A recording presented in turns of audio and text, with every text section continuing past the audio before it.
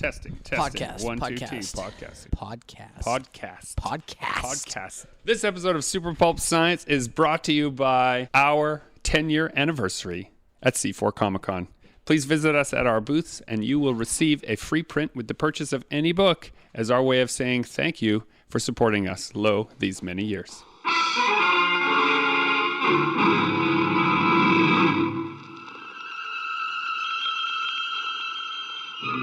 Attention, citizens. It's time for Super Pulp Science. Hello, this is Super Pulp Science, where we talk about how genre gets made. I'm here with my long-suffering co-host, Justin Curry of Chasing Artwork. Hello. We have recently returned from New York Comic-Con. Like within 12 hours. Yeah, we have returned 12 hours ago from New York Comic-Con, and we have lots of things that we'd like to talk about. Justin will go first. So, just to give you, dear listeners, an idea of the behind the scenes of the podcast, at least from my end, I just show up to work around 9:30, 10 o'clock. I sit down and we just record what happens. I never have any idea what's going to happen, usually who the guest is going to be. That's all Gregory's department. He does all the work there. I was kind of part of the point of doing the podcast it's always been like kind of Gregory's project, and I've been happy to let him kind of like do all the work and I just contribute as need be. So there's this thing in education. It's this theory called disequilibrium, that if people know they're coming to learn, but they don't know just what it is, they retain it much better than if they can prepare for it. Surprise attack, that knowledge. Surprise attack is a lot better. And so this is like in education, what you're supposed to do, or like the prevailing theory is that you should have 70% of the content of your lesson planned, and 30% of that lesson you should pivot based on the interest of the students. And you should do that sometimes wildly so that there's a surprise, like you say, for them. So since I don't have a classroom anymore to surprise, it's you, Justin. I just had a great idea. Surprise. Perfect. Tell me about it.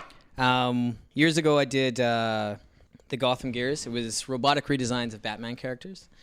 And I believe it was when I was at Complex Games as a concept artist, I was working on this, and a coworker of mine, I think we both kind of came up with the idea together, and I kind of forgot about it. I have it written down in some sketchbook somewhere, but it just kind of came back. A huge, like, Dr. Freeze mechanical golem with his wife, Nora, like, encased on his back in that, like, cryogenic tube with, like, a little Batman, like, in front. Because great mashup, because you're all about doing big versus small. Big versus small, and then kind of this mechanical, like, perversion of, like, what Dr. Freeze has turned into, like, you know, way in the future, and then the current Batman. And I think we've just stumbled upon kind of standoff. The podcast theme today. We're going to talk about big versus small today, ladies and gentlemen, and how on the outside it can seem like there's this giant machine and you're just the little David to the Goliath as you're trying to figure out how to write your story or make your comic or paint your picture or write your novel. And how could you possibly win against it? And in our adventure today, the big was New York Comic-Con. And the small was two little boys from Manitoba trying to make their way in the big city. Scared country mice. That's right, country mice and city mice. So we're going to talk about that. Why don't you give the listeners a brief bit of context about your relationship with New York Comic Con? I went to my very first New York Comic Con in 2012. It was when I was kind of first starting out into... I started doing Comic Cons in 2008, so that was, I guess, 3-4 years into my experience with Comic Cons. And I had enough of a portfolio, and I traveled to enough cities that I knew that I could pretty much break even in most situations, and it was worth the risk in a lot of cases. So the only, I'd kind of tried my first American show in Chicago, and it went really, really well. So New York was kind of the next biggest show that kept coming up on my Comic-Con radar as the big one. And it was to get into the Artist Alley, it's a juried process. You apply, you send links to your work, and if they, not only if they like your work, but if it fits into kind of their criteria of what they want the portfolio of New York Comic Con's Artist Alley to look like. So if you could be the most amazing anime artist, out there. But if they already have an entire row of fantastic anime artists, you're not going to make the cut. And the same goes for, you know, if you draw like the Marvel way, or if you're kind of a realistic painter, like they kind of have quotas. And once they hit those quotas, that's, you know, you're kind of out of luck. Try again next year. It's not that you're not good enough. It's just that they want to have a varied experience in the Comic-Con. So I was able to get in just because I think my stuff has a fairly unique style. And I was placed beside like a regular Marvel artist, and the next guy like down the row from me was like Ben Templesmith of Mouse Guard. So I was not Mouse Guard. Or sorry, Ben Templesmith does a lot of creative-owned comics like Welcome to Hoxford, and he did 30 Days of Night most famously. Who am I thinking? The Mouse Guard guy, Pearson, something like that. Oh, we're terrible. He wasn't at his table very often. He showed up for like an hour at a time when the lineup got overwhelming, kind of thing. He was a very nice guy and a very big deal. So hold on. Did you feel, here's our David and Goliath theme here, our big versus small. Did you feel worthy of your position at that table? David Peterson. Sorry, yes. David. We love your work, but we're bad with names. I was really worried that, I was just going to be overwhelmed by the talent surrounding me and kind of go unnoticed. But it wasn't the case. It was, I did much, much better than the Marvel artist beside me. Them's fighting words. Yeah, there was people behind me that I kind of had my booth like in these two angles, like this 2V, and so you could kind of see my banner from behind on the end of the other row, and my neighbor behind me had to ask for me to kind of close it in because people kept asking about it, and he was getting tired of telling them you had to go around. Yeah. So it was a really overwhelmingly positive response from everybody. And the coolest thing has been the amount of people who came up to me this year and told me about how they found me in 2012 in the Artist Alley. And it's been neat to see the progression since then. Gross. Well, that's really cool. Yeah. Yes, tell us, Mr. Scientist. Where do we go in these fantastic spaceships of yours? So I'd only done New York Comic Con 2 years ago. I kept telling you to do that. Yeah, you were constantly telling me to get out there. But for me, it was a question of, while I was teaching, question of logistics. You have to be able to take 4 weekdays off in order to do that. And I had a very understanding administration that would let me, flee at the end of a Friday workday, maybe before a staff meeting or something. But there was no way to get the kind of daytime off that would be required to go and do that. So I would, like many people, just look at it from afar, wondering if one day I will ever deign to be at New York Comic Con. And then I took the leave and decided this was the year we would go to New York Comic Con.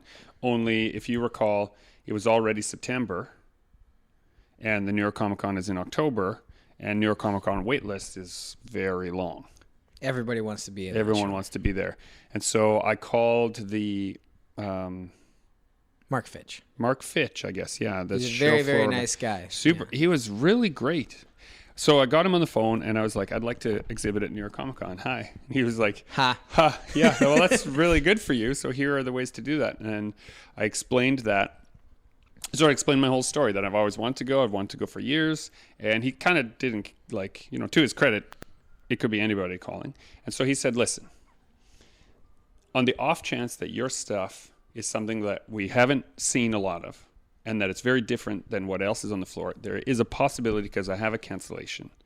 And if your stuff is value added to the show, then maybe we'll talk. Can you please send me a website link or a portfolio link? And didn't he do that while you were on the phone? While I was on the phone. So I said, yes. So you buy a computer, sent him some stuff, sent him some review article things that we had done for the books and sent him some things.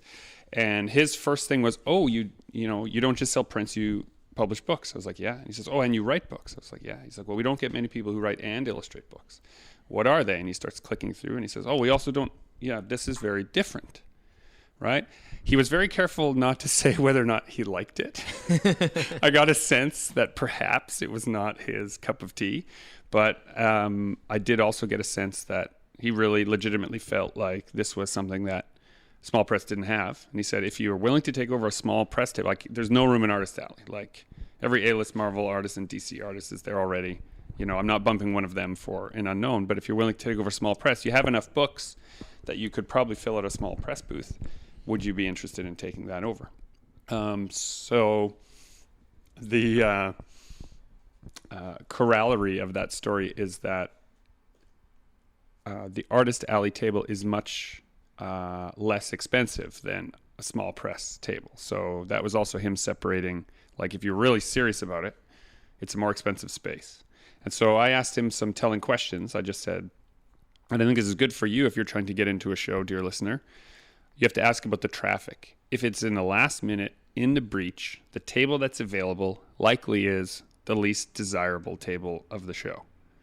And I asked him to describe, you know, who my neighbors were, if he had the plan up, and he told me who they were. And then I said, who is the, you know, in 100 meters, who is the closest people in 100 meters? And he said Dark Horse and Marvel. And so I knew no matter what, there would at least be traffic. And so I took the plunge. And so that is my story of getting into New York Comic Con the first time 2 weeks before the show. It's sort of an impossible dream come true. The best part of this story, and I like it when Comic Cons do this, the fact that they don't care about, will you pay for the table? Yes, you're in. No, you're not. Like, it's not about just selling the space. Yeah. They actually want something that'll add to the experience of the Comic Con. Right. And that was my first experience with Mark Fitch as well. The second year I tried to apply, I didn't make it into Artist Alley in time, or like it didn't get through the jury process. So I applied for small press and I hadn't heard back. So eventually I just kind of phoned to find out, like, am I going or not? Because I need to figure out the logistics. And the exact same conversation happened. He wanted to see my work. And while I was on the phone, he started going through my portfolio, and it was the same kind of thing. Like, this is different. We don't have much of this. Like, what kind of table do you want? Right. So the thing that maybe you can take away from this, dear listener, is that if you're looking at the roster and you say, you know, I'm nothing like these people, that might be your strength. You know, it takes a little bit of confidence, and, you know, you can just fake it. You're on the phone. You can just fake some confidence, because it starts as a no, right? You already aren't in. So phoning up a little bit nervous and asking, the worst case scenario is what you already have, which is that you aren't going. But the best case scenario is you might get in. So that's what we did that first year. And so I skipped a year because I was working on a project that I lined up as a result of being there. Yeah, let's talk about how the best thing about New York Comic Con is not the sales numbers, but what happens afterwards. Oh yeah, absolutely. I spent an entire year doing projects, actually a year and a half, doing projects that I lined up from that first New York Comic Con show I ever went to. I just, you know, it was just card after card and art director after art director. And not all of them. Like, I followed up on all of them, and I would say maybe 10% of them were valuable in the end. But even from that 10%, I ended up with tons of work. The culture of New York Comic Con is that lots of publishers, editors, and talent folks who are looking for publishing IP attend the show and attend it regularly, looking for that. So you're there, or I should say that concentration of artists and writers provides them a ready pool to save them a lot of time in the year looking for talent.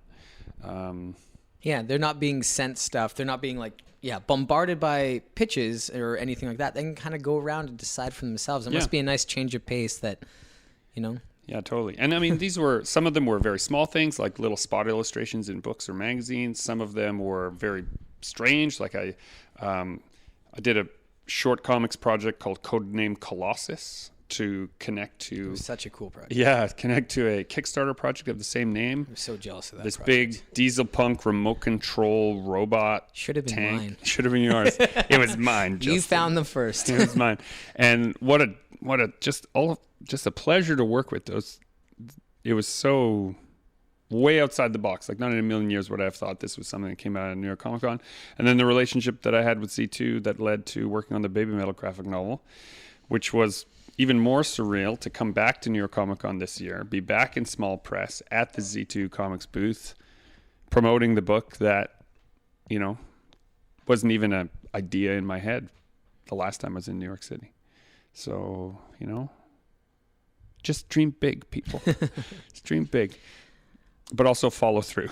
Up in the sky, it's a bird. It's a plane. It's Superman. I wanted to, while I was walking around New York Comic Con, I wanted to bring this up in the podcast just because it was something that bothered me seeing it year after year. And it's probably going to sound like a little like pretentious, but undeserved booths.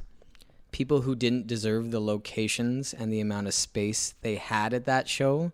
There was a couple of people had premium like corner locations, like a 10 by 20 or just a 10 by 10 in like the main hall in like a high traffic area of New York Comic Con that sees between 120 and 160,000 people.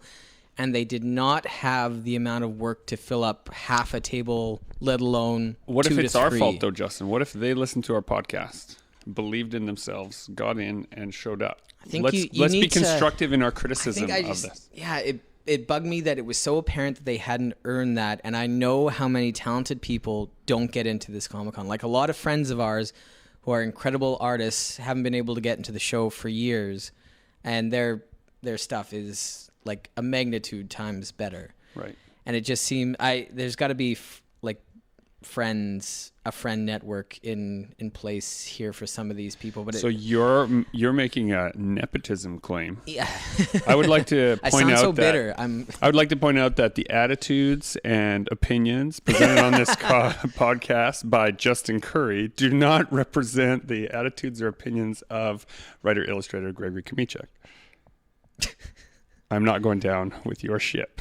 I just thought a lot of these people should be in Artist Alley, and if they can make it there, then they should have the location up on Oh, the you're main talking floor. about by space. So like their art is fine, but they don't need the space. Well, for the art is fine, 25 but there's feet. not much of it. Like there's definitely have not built up the portfolio. Like they couldn't fill out their table. Like a lot Right. of the space was wasted. A lot of like they probably needed a 4-foot space for the amount of work they had done.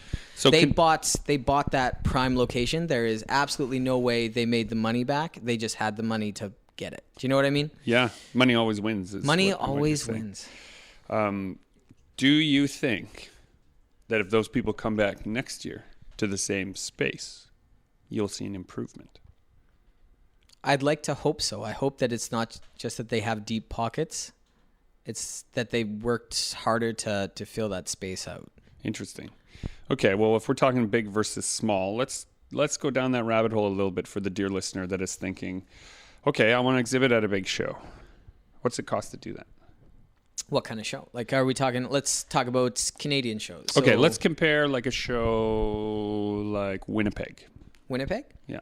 I believe an Artist Alley table, which is 8 feet, which is normally the normal Artist Alley tables almost everywhere else in the world are 6 feet. Winnipeg has 8-foot tables, which I always thought was the Great. best thing ever. When you're used to 6 feet tables and you get an 8-foot table, it's like Christmas. Yeah. Makes a big difference. And I believe they're going around $250 for Artist Alley an table? Artist Alley I table. think something like that, $200 which to $300 Canadian. We hear so much whining about that, and it's probably the cheapest Artist Alley table in Canada. Yeah, probably true. So right there, you got $300 in, and then you got to do some printing. Yeah. How much printing? What should your budget of For printing your- on a first show? You for your spend first $300 on a table, Well, okay. I and think you have 10 pieces of art. so you probably want to print those pieces. Our kind of rule of thumb for a new piece, you really don't know if it's going to sell or not. And if you're starting out, a good rule of thumb is to print Print the right number. print the right number. So if you sell 1 or 2, it basically makes up your cost. Covers the cost per unit. Yeah, so of you're production. not like you only have to move a small percentage of those to make up your cost. Don't go overboard just in case it doesn't catch on and then you're stuck with a bunch of stock and you've lost a little bit of money. But even lukewarm pieces, we can move a couple and that usually makes up the printing cost. And then we know we need to go back and print more. Right. And so costs you want to think about if you're traveling to a show then for your art that you're printing. Let's say you have 10 pieces and you want to print 20 of them each. You have to think about what it costs you to ship that work to where you're going, right?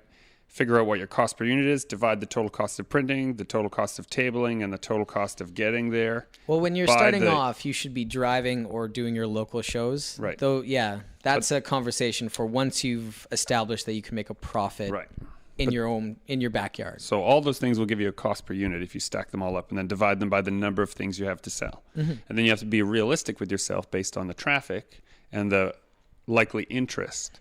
While it is true that fan art sells faster than originals, if an original has a style that is very accessible, it can also move just as quickly as a piece of fan art.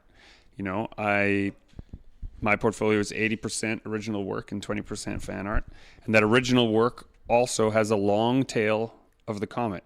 The original work I have on the table is what is attracting publishers and comic collaborators to the table.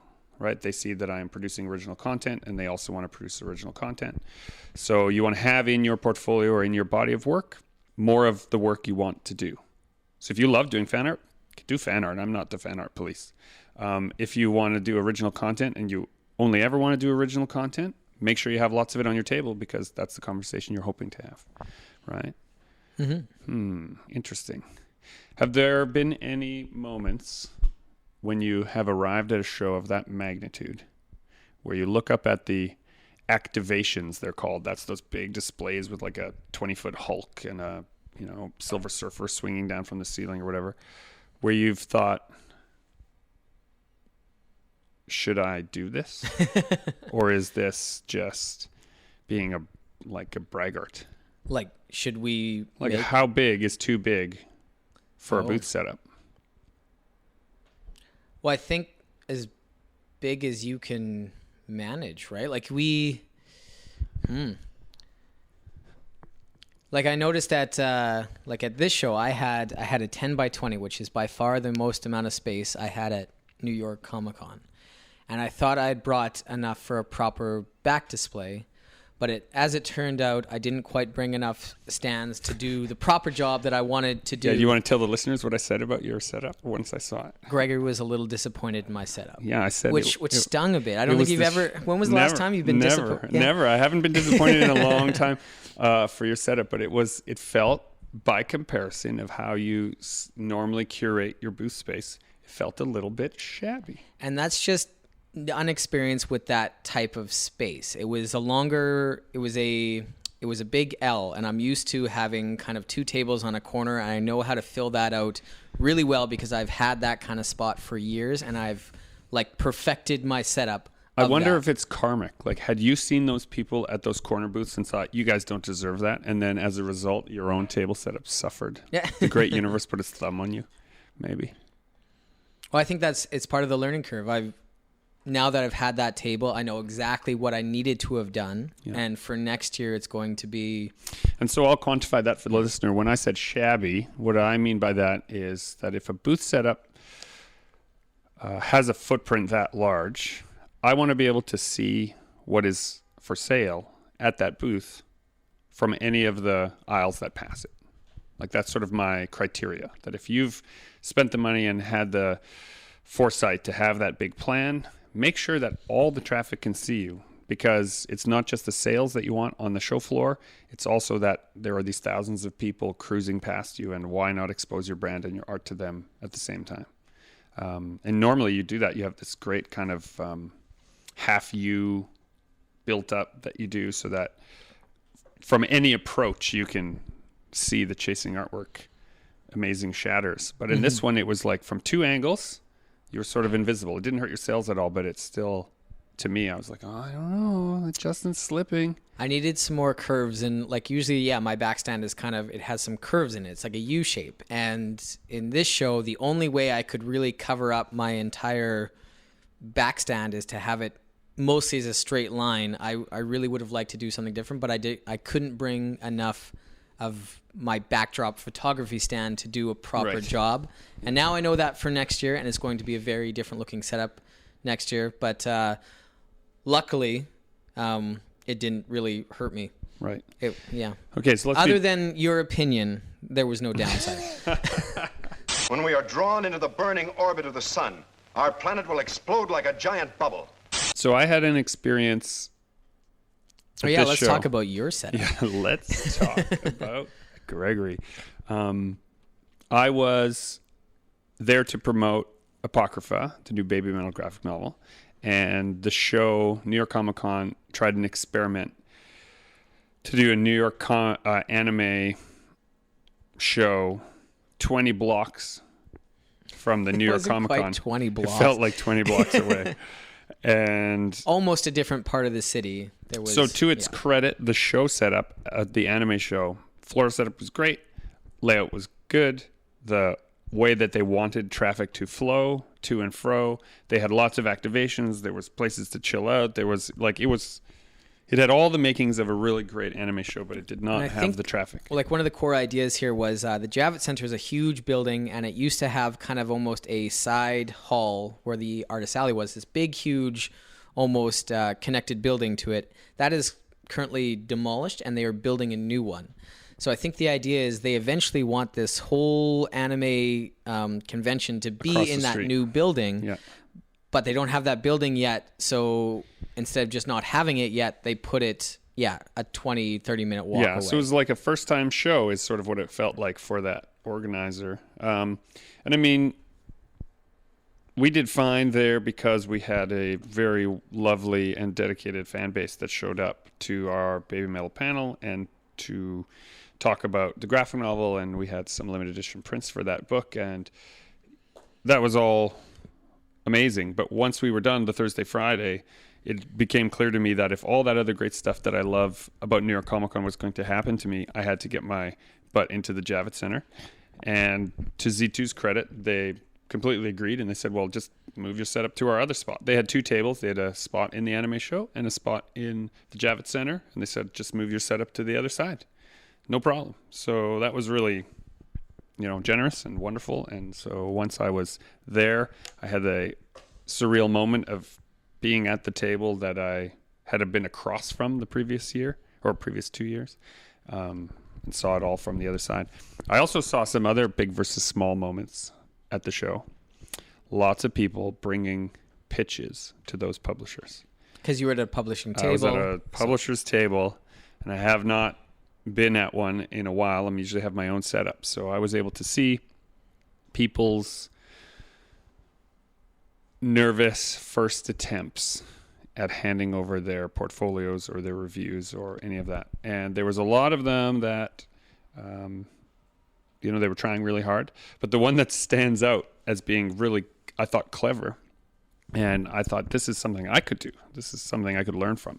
Somebody handed in a project pitch, and included in it was their portfolio. And in their portfolio, which had sort of three varying art styles, like they had hit different notes, often you hear that you don't want to have too much range in your portfolio. You want to be looked at and known for one thing, right? If you're really good at, like in my case, like doing pulp era stuff, stick to that in your portfolio. Yeah. Pitch that thing.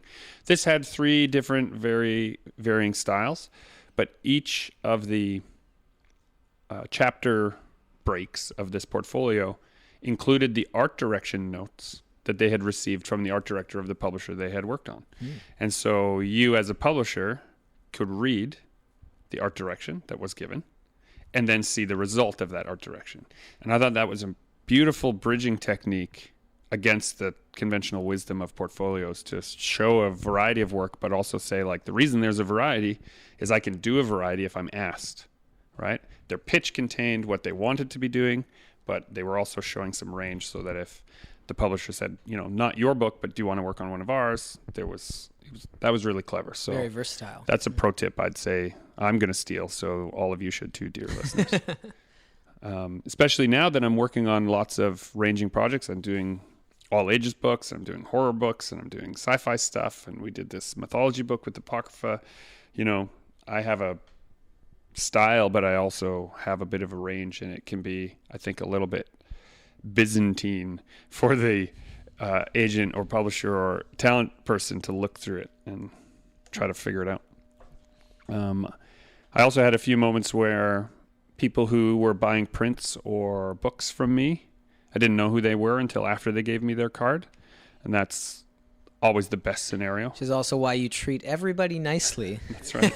That's right. Don't have a big head, because you might be talking to somebody from Warner Brothers or Marvel, because they usually don't walk around with big badges that say, like, I'm a big deal. Right. They go around looking like normal people, and then depending on how the conversation goes, that's one of the last things they drop is, oh, by the way, I'm from Warner Brothers.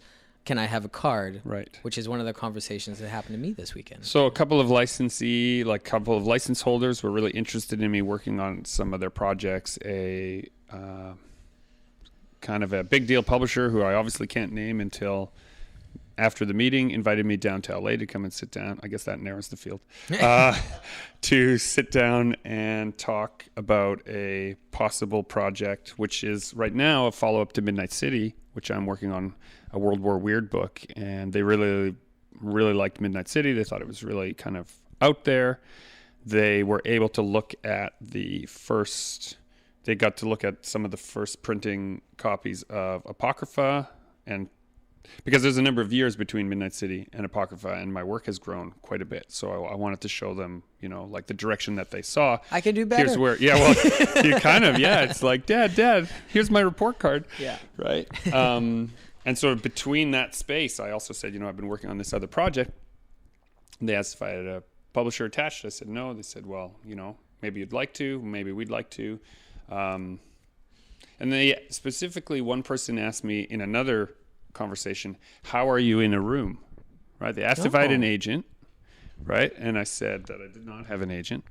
And they said, how are you in the room? Like, if I put you in front of some people, are you going to, like, the guy literally looked at me, are you going to break down and freak out? Or can you handle yourself in the room? I was like, no, I think I can handle the room. And he's like, okay, then here's my card, right? Because I won't normally only deal with people who have representation. People skills. Yeah. And what was an interesting follow-up to that conversation was that he wasn't saying that people who didn't have agents, he didn't want to work with. He was saying that if I have to put you in the room with somebody, an agent knows how to conduct themselves because that's their job. Right. And an artist and writer maybe is good at something, but being in that room maybe isn't. They're not the best person for that job. For sure. So I immediately thought if I should send Sam in my place. Right. But I think I can do it. So those are like interesting things. And it sounds like to the person who is maybe first thinking about exhibiting at a show, wow, I hope all that stuff happens to me. But there's a flip side to it. I have 25 prospective clients and or publishers and or relationships that I now have to follow up on in a timely fashion. And there's only so much time in the day, and there's only so much time I want to take away from my creative time. And we leave Friday for Vancouver Fan Expo. Yes, we do. So I had to organize them. I organized them in ABCs, right? Sort of like, if this person said yes to everything, and I just quantified it as if this person said yes to whatever I pitched them, who would I want the yes to be? And I organized the list that way. And then that same day, I followed up on all my A's so that I had not left it and could not leave it. Because you've put in the groundwork, and you are in the position now where you can kind of pick and choose your projects, which is kind of where that's the goal, right? That you want to get to the position where you don't have to say yes to everything. You can say yes to the project that fits you best. Well, let's not misconstrue it to the dear listener that somehow, like, we're just in a gilded cage up here in Winnipeg. It's more that I have enough projects right now for the next year or so that if I wanted to only work on those, I could probably sustain my life and my family's grocery bills along that way. And so it's given me some comfort to then, like you say, turn down projects that aren't the right fit, right? I have the basics covered right now. And once you have the basics covered, you have some freedom. And so, boys and girls, be super citizens and have a super future by saving regularly with United States savings stamps at school. Now you, on the other hand, right, work in a reverse. You use your art to build up capital to then print your books yourself, which is like a whole other side of things. If we're talking about flipping that over, if you're someone that says, publishers won't do it the way I want them to, and you know that there's a demand, which is definitely exhibited by your work, how do you take the reverse approach of art pays for books? Because books are not as lucrative. They're not. Why are you doing it? Why are you throwing your money away, you madman? When I originally started Comic-Cons, I wasn't really thinking about doing books yet, because I'd done a book or two with other people, and it didn't really make me much money. It was a ton of work, and I was kind of disenchanted with the bookmaking, publishing world. You didn't have a lot of fun. Didn't have a lot of fun. No, I wasn't drawing what I wanted. I wasn't drawing it the way I wanted. And then when the books came out, that no money really came my way. Kind of like I just thought it felt like a bit of a dead end just in my limited experience. And then I started doing prints at Comic-Cons, and for those of us who do it, we know the margins and the profit on prints can be really, really great. And so I slowly started to see that, and then I started to really reap the benefits of being a print artist. And it kind of gave me the freedom to kind of slow down on freelance and start pouring all my efforts into what I wanted to do, because I had a market for it. I knew where it was going, and I knew how much money it could make me. Let's just quantify that a little bit for people. So imagine, dear listener, if you have a 40-hour workday, right? You know what your labor is worth, and it's usually you're never paid what you're worth anyway. It doesn't matter what the field is, right? But everyone has that same amount of hours. So what Justin is talking about is a way in which he can labor 40 hours a week, every week, and then arrive at a show and be paid a living wage for that time, right? This is an essential thing. And, everyone's living wage is a different sliding scale, so you have to figure out what yours is. You have to know what your costs are. But this is what he's talking about, is that you can go and make the pay that you'd normally would have been paid for all those hours. It's really tricky, though, because you're not being paid while you're in the studio working. You're gambling that people will like it. So you're taking risk there. And that, I kind of took that risk it was kind of years of building up to a certain threshold. Like I was still working a full-time job as a concept artist and interface designer. I was still doing a lot of freelance. And this kind of side hustle was a slow build into the main hustle.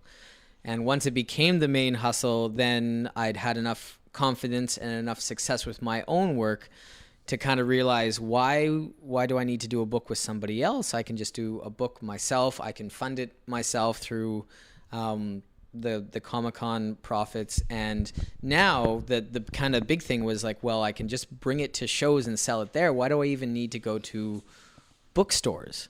Right. And so that's kind of how Cassie and Tonk came about. Was I never really even thought about trying to get a publisher on it. I just knew that if I printed a book and brought it to shows, people would buy it there. And even if they bought a small chunk of it, because all the profit was coming back my way, I could make my money back a lot faster than... Yeah, no distributor, no publisher. Which we've talked about a lot, yeah. But it was a very long build to get to that point, so I don't want to make it seem like that was an easy... Right, yeah. Because if someone's listening to this, they're like, oh, okay, so I should print some prints, then I'll make a ton of money, and then I can print my own book, and then keep in mind that this is Justin's 10-year anniversary at C4 Comic-Con this year. Mine as well. We're both 10 years in the local show, and we've been building up a little at a time over that time. It's roughly the equivalent of the amount of time you'd put into becoming a doctor, right? And at the end of that, hopefully you have a job. Well, at the end of it, now we have our job. We've been interning in our own lives for 10 years, and now we get to do it. So from your perspective, because you came in this kind of the opposite of me, you did the traditional publishing route. You're still doing it to some degree, but you also have kind of come over to my model for the self-publishing, hitting Comic-Con's route. How has that been working out for you? How do you, if somebody's starting out, do you have advice as far as should they really be going for a publisher right off the bat, or should they do a small self-published project and try what we're doing? What do you think? Yeah, I guess my advice, retrospect is always such a perfect description of your own life, right? Wise. Sounds so perfect when you look at your life in retrospect. You can say that this led to that and this other thing, but when you're in it, you don't really know. So I guess my advice is, if you're making comics in particular, you probably have a comic that you've made yourself, and you probably have a book that you want to do that's bigger than the one you've made for yourself, so you're hoping a publisher will undertake that. mileage may vary on this advice, but I strongly feel that you should seek out a publisher for your first book or second book that is small, and that make that book also a small commitment. So small in comics could be, a 48-page book or a 64-page book. Don't offer a small press that you might get published in a 300-page epic, because they won't be able to afford the page rate, and you'll probably work on a percentage of the back end. And so if you have set yourself up this 300-page monster, the likelihood that you'll deliver it and the likelihood that you'll be happy with the results of that small press are and that very they'll low. Pick it up even. Right. We had a conversation with somebody who looked at pitches all the time, and he said something that reinforced something that I've always been thinking about. Think of your first story as like a Pixar short, or like one of those little short stories that you see on Vimeo or YouTube, that more and more often we're seeing like it was a 5 to 7 minute small team project that now has been greenlit into a huge blockbuster movie based on that. Yeah, and short idea. This individual used to work on. We'll leave everybody's names out of it. They didn't ask to have their advice shared on this podcast. But the notion here was that they saw lots of pitches, and part of their job description was sorting them, right, between what works and what doesn't. But I'll also say, coming back to that original question, if you give a small book to a small publisher and it gets out into the world, that is your greatest business card ever, right? You have an ISBN number, your book is on Amazon, your book is live on the website, Google Reads is looking at stuff. Now you exist when someone looks for you. That's huge. That's value added when you're starting out. Then what you do is you finish a private, personal project at the same time, so that when people notice the one book and they come to find you, you have the other book that is completely yours to show them and share with them. And your infectious passion for that project will very likely have that next publisher, that next interest level say, well, what else do you have?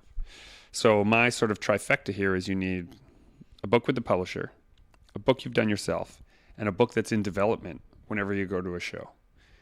Right? So that if you have that opportunity, you have something to show them. Yeah. If you don't have that opportunity, you have a reason to be there, in that you're learning now. So if you have a book in development and nobody's interested in your other two things, you're at a place with 250, maybe 500 professional artists and writers. Walk around that show and learn everything you can about what to do next in your project. That's, I guess. There's a wealth of knowledge. How many random publishing and just being an artist questions do we get per show, per day? Constantly, yeah. And what's funny is sometimes now when I get asked one at a show, that's a really great question. Mm-hmm. I'm like, wow, I wish I knew the answer to that. Like, I'll give my answer, but then I'll think, well, I wish I knew the answer to that question from that guy over there. And I'll take that question and I'll go and ask it. Why can I do things that nobody else can do? Why can I run faster, jump higher? Why am I stronger than anybody? I was speaking with Anthony Delcole. He's one half of Kill Shakespeare, but he also has a new book out right now called Son of Hitler, which is doing really well. But he's also in the audio book space now, doing what can only be described as like dramatic podcast development, like so scripted podcast content that can also be sold in the audiobook space. Mm-hmm. And, I might be miscategorizing this, but it sounded like his newest one was like a top 1 or 2 place in the UK world of that audio drama development space. Wow. And he was really surprised, right? Not because he didn't work hard, but because, wow, this is a thing that people want. And I was like, does it feel weird to do that instead of comics? And he said, no, man, I just want to tell stories. Like, I have lots of stories. Give me a way to tell stories and I will go for it. Don't have to be a one-trick pony. Yeah. And so if you're a writer out there who's trying comics, recognize that if you can write well, and you can write well in a script format, you can probably write pretty well for all kinds of different things. I ended up doing a few episodes on a television series that was developed, shot, produced here in Winnipeg. It was a docudrama. I don't think it's out yet, but you could probably look for its mysterious history. I think it's called I Knew My Killer. And I got the gig because someone heard from someone that, he can work fast and it's at least pretty good. Yeah. Right? Good. It wasn't like, here's this genius. It was, hey, I got this phone call from the TV producer that said, I've heard that you can do pretty good work really fast. And I was like, I don't know if this is an underhanded compliment or what's happening. And she explained that we only needed to be pretty good at the beginning because you're doing first drafts. You're doing the first write, right? Someone else who has way more experience in the space, way more TV experience, is going to rewrite your first draft into something that works better. So here's the formula, here's the style guide for the show, here's the content. You're going to take a run at the first bit, you're going to do the hard work, and we're going to let the finesse work be somebody else because we're on a really tight deadline. So being able to work in comics let me say yes to a project that I would never otherwise have had access to. And I didn't go looking for that. I didn't really seek it out. It just came about because I had a reputation for finishing things. Yeah. Whether they were good or bad, they were finished. And sometimes in that finished world, is better than perfect. That's right. Yeah. Forget where we heard that, but it's a good one. Yeah, I wonder if maybe that person is around somewhere. Sam is glaring at us from across the room. That's right. Yeah, big sigh. We'll have to Foley that in later, that big sigh from across the room. Yeah, that kind of goes back to that attracting that publisher, getting that first book done. When I first started thinking about Cassie and Tonk, I'd actually kind of pitched you, Gregory, on the idea, but I didn't have anything other than the idea. And I remember that email going unanswered or being answered with a bit of indifference because I think back then you were the guy known as getting things done in the bookland, and you probably had a lot of people emailing you with, hey, ideas, like, help me with it. Yeah, and you were like, how dare you, sir, not respond to me. But then I kind of went back to the grindstone, and I got a lot of things figured out, and I storyboarded, and I got some concept art done, and I got a 3D artist involved in the project. And around that time, I think I'd kind of proven to you, the Winnipeg publisher, that this was actually going to get finished. This wasn't just an idea. Oh, yeah, man, because so many people have ideas, but not very many people act on them. And so whenever somebody comes to me with an idea and they have a whole bunch of work to go with it, man, I want to listen. When they come with an idea and a crooked hat, and that is all they have. Usually your first question is, what have you finished? Like, what other publications have you done? What other books? What sequential artwork do you have to back up this idea? Yeah. And 9 times out of 10, unfortunately, the answer is nothing yet. Yeah. And so I say, come back when you have something. Yeah. And, you came back with a whole bunch of stuff, which was better than anything I could have come up with. So I was like, I'd better hitch myself to this wagon as quick as I can. Right. I've been long suffering ever since. Ever since. So we've talked about a lot of different stuff here today about big versus small, that you feel small in a big, big world. And your ideas feel big in a small world. But you have to try and figure out some middle ground between those two things. Any recommendations for people visiting New York? Did you have some good food this weekend? I did have some good food, but I also got to see. I got to be front row and center at the Eminem new music video that was being filmed. Oh, cool! Yeah, where it was at the Empire State Building, and I thought that something horrible was happening because all these helicopters were buzzing super close to the Empire State Building, and there was all spotlights from them that looked like they were on a person, right, way up on the platform, and just helicopters, and then it looked like news helicopters too. And I was just, if you happen to be following me on Instagram, then you would have seen me saying things like, I don't know what's going on, but I guess I'm right here for it. And it turned out not to be anything terribly bad. I looked it up on, if you're on Twitter, you can pretty much find what news is breaking. And it was mostly people complaining about how Eminem had applied for a variance and paid for a variance so that the helicopters could buzz around this thing all night. But they're like, I just have to work in the morning. I don't care that you have to make a video. Can you please make the helicopters go away? So It went from, oh no, something's happening, to, hey, something's happening, to, oh, they're not happy that this is happening. Never a dull moment. Never a dull moment. We also nearly plummeted to our death. Remember that? No. The 13th floor? Oh, yes. Yeah. Why don't you tell them about that? Our hotel was quite nice. It was like right in the middle of, Manhattan, close to the Javits Center, which is kind of the only criteria that we need is that there's no visible bugs and that it's walking distance to the show. Because the last thing you want to do is have to worry about like public transit or driving to a show first thing in the morning before you have to, put in all that work. One of the elevators... We were on the 18th floor. And it decided to go to the 13th floor really quick and stay on the 13th floor for a solid 30 seconds. We dropped fast enough that Justin and I had time to look at each other and be like, oh, is this the end?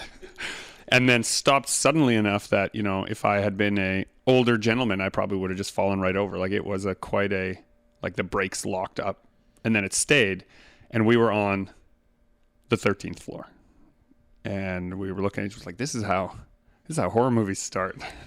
Right? If these doors open, I'm not getting out. And then it just bing, and then it carried us down to the first floor. And we went to talk to, what was his name? Jim? Jim. It was a name. It was like a 3-letter Pat. Was Pat? It Pat or Jim at the front desk. He was great. He was great. And I said, I don't want to alarm anyone, but I think maybe your elevator needs some checking. And he goes, oh, did it fall really fast and then stop on the 13th floor? That happens all the time. That's just the ghost of the spectral bride. Yeah, that is. So that's our New York story. Ladies and gentlemen, this has been Super Pulp Science, where we talk about how genre gets made. Don't feel small. Your ideas are big. Join the fight and make comments.